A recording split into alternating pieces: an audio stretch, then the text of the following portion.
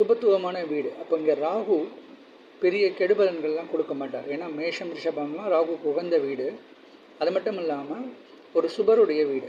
அதனால் குடும்பத்துக்கு பொருளாதார மேன்மை கிடைக்கும், பேச்சாற்றல் சிறப்பாக இருக்கும், மற்றவங்களுக்கு பேசி கன்வின்ஸ் பண்ணக்கூடிய ஒரு நடுத்தரகர் வேலையெல்லாம் சில பேருக்கு கிடைக்கும்.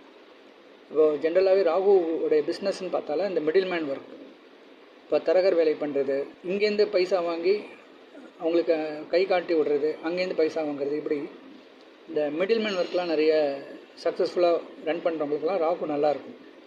ஸோ இப்படிப்பட்ட ஒர்க்கில் கம்யூனிகேஷனை பிரதானமாக வச்சு அவங்க வேலை பண்ணுவாங்க. அவங்க பேச்சு திறமையும் அவங்களுக்கு சிறப்பாக இருக்கும். அதுபோல் அரசியலில் கூட ஒரு சிலருக்கு பேச்சால் மக்களை கவரக்கூடிய ஒரு ஆற்றலும் இருக்கும். இப்போ 2ஆம் இடத்துல ராகு இருக்கும்போது 8ல் கேது இருப்பார். அப்போது கேது இருக்கக்கூடிய இடம் கொஞ்சம் பிரச்சனை கொடுக்கக்கூடிய இடம். என்ன தான் விருச்சிகம் கேதுவோடைய வீடு உகந்த வீடுன்னு சொன்னாலுமே கேது சில பிரச்சனைகளும் கொடுக்க தான் செய்வார். நம்ம பார்க்க போகிறது ராகு திசையில் எப்படி இருக்கும் தான் பார்க்க போகிறோம். ஆனால் எங்கெல்லாம் கேது அந்தரம் வருது, ஒரு சிலருக்கு கேது திசை நடக்குது அப்படின்னா அவங்களுக்கு இந்த காலகட்டத்தில் சிறு சிறு விபத்துக்கள் சந்திக்கிறது, பொருளாதார நஷ்டம் ஏற்படக்கூடிய சூழ்நிலையெல்லாம் இருக்கும். ஸோ ஒருத்தருக்கு ஜாதகத்தில் இப்படிப்பட்ட அமைப்பு இருந்தால், ஒருவேளை அவங்களுக்கு கேது திசை நடக்கும்போது சில பிரச்சனைகள் இருக்கும். அந்த இடத்துல கேது ஓரளவுக்கு பாவத்துவம் அடைஞ்சிருந்ததுன்னா அதிக பிரச்சனை தான் அவங்க ஃபேஸ் பண்ணுவாங்க.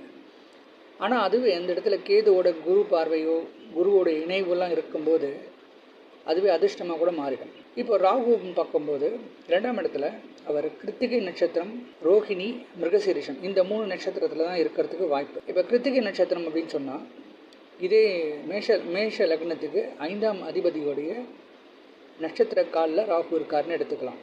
அப்போது இவங்களுக்கு இந்த பசங்களுக்கு சொல்லி கொடுக்கக்கூடிய ஒரு டீச்சராக வேலை பண்ணுறவங்களுக்கெல்லாம் அந்த காலகட்டத்தில் நல்ல யோகம் கொடுக்கும். ஸோ இப்படி நம்ம இதை ரிலேட் பண்ணணும்னா 2ஆம் இடம் நட்சத்திர சாரம் சூரியனுடைய நட்சத்திர சாரம். அப்படி சூரியனுடைய நட்சத்திரம் யார் அப்படின்னு பார்த்தாங்கன்னா மேஷ லக்னத்துக்கு 5ஆம் அதிபதி. 5ஆம் அதிபதினா ஒரு குழந்தைகளையும் குறிக்கிறது. அப்போது ஒரு ஆசிரியர், குறிப்பாக ஒரு பெண் ஆசிரியர்னு எடுத்துக்கலாம். இவங்க தன்னுடைய பிள்ளைகளுக்கு சொல்லிக் கொடுக்கக்கூடிய இடத்துல அவங்க நல்ல சக்ஸஸ்ஃபுல்லாக ஆகிறதுக்கு வாய்ப்பு அதிகம். ஸோ இப்போ இன்னொரு பக்கம் பார்க்கலாம். இப்போ சூரியன் அப்படின்னா அரசு சம்மந்தப்பட்ட எல்லா விஷயங்களும் நம்ம எடுத்துக்கலாம். அப்போது ஒரு பொலிட்டிக்கல் பார்ட்டியில் ஸ்பீக்கராக இருக்கிறவங்களுக்கும் சக்ஸஸ்ஃபுல்லாக இருக்கும். ஸோ இந்த காலகட்டத்தில் ஒருவேளை அவருக்கு ராகு திசை நடக்குது, ராகு சூரியனெல்லாம் ஒருவேளை குரு பார்த்து நல்ல ஒரு வலிமையான ஜாதகமாக இருந்தது அப்படின்னா இந்த காலகட்டத்தில் அவங்களுடைய பேச்சுக்கு நல்ல வலிமையும் மக்களுடைய